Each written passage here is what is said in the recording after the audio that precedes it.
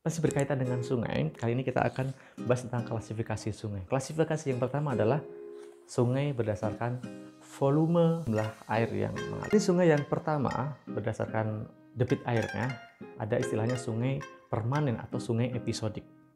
Nah, dari katanya permanen, ya, kita bisa tahu kalau sungai ini terus-menerus sepanjang tahun karena mata airnya tersedia sebanyak waktu. Dan tentu saja aliran airnya relatif konstan dibandingkan dengan jenis sungai lain yang akan nanti kita bahas. Jenis sungai yang kedua berdasarkan debit airnya ada istilahnya sungai periodik atau sungai non permanen.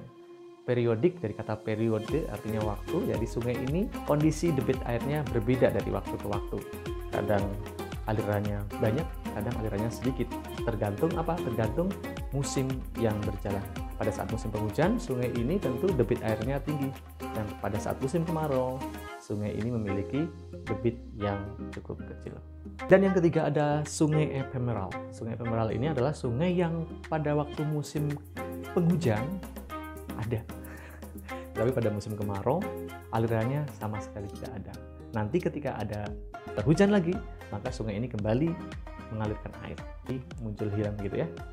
Masih berbicara tentang klasifikasi sungai, kali ini kita akan bahas tentang klasifikasi sungai berdasarkan asal airnya. Nah, ternyata asal air sungai itu macam-macam ya.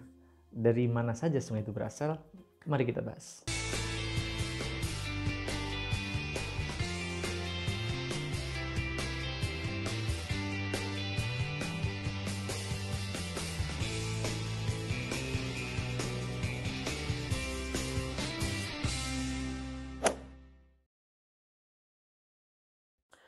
Yang pertama adalah sungai hujan. Nah, sungai hujan ini maksudnya adalah sungai yang alirannya berasal dari mata air, yang mata air ini merupakan bagian dari siklus hidrologi. Kita ingat ada peristiwa evaporasi, kondensasi, kemudian presipitasi, kemudian infiltrasi. Air yang meresap masuk ke dalam tanah ini kemudian disimpan di dalam tanah, suatu saat keluar menjadi mata air. Beberapa mata air ini kemudian menyatu menjadi sungai yang semakin besar.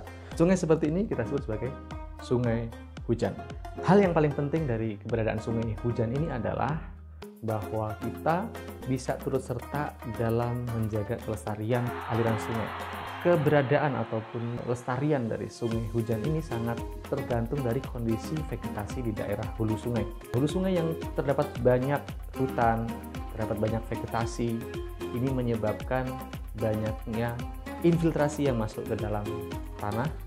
Jadi semakin banyak vegetasi, maka daya resap tanah atau kemampuan infiltrasi suatu wilayah itu semakin baik. Dan semakin banyak infiltrasi yang terjadi, artinya akan banyak air yang tersimpan di dalam permukaan bumi. Kondisi hulu yang banyak vegetasinya relatif akan menghasilkan banyak mata air dibandingkan dengan daerah hulu yang kondisinya sudah rusak. Yang kedua ada sungai gletser. Sungai gletser adalah sungai yang berasal dari mencairnya lapisan es yang ada di sebuah wilayah. Apakah di Indonesia ada? Tentu saja di Indonesia sungai gletser ini hanya dijumpai di daerah yang bersalju. Daerah mana? Daerah di sekitar pegunungan Jaya atau di Papua. Nah, sungai Digul dan sungai Membrano adalah salah satu sungai yang aliran airnya, terutama yang di hulu ya, ini berasal dari es yang mencair atau kita sebut sebagai sungai gletser. Namun di wilayah tengah, sungai bagian tengah atau bahkan hilir, kondisinya akan berbeda. Ya, yang ketiga ada sungai campuran. Sungai campuran tentu saja campuran antara sungai hujan dan sungai gletser.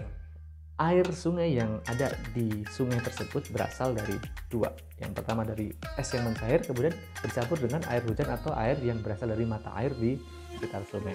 Tadi sudah disampaikan di sebelumnya bahwa di wilayah sungai di Papua, beberapa sungai di bagian hulu ini berasal dari aliran gletser atau es yang mencair.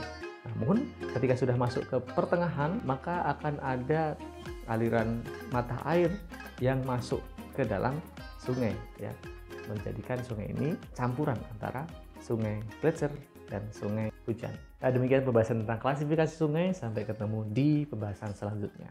Assalamualaikum warahmatullahi wabarakatuh.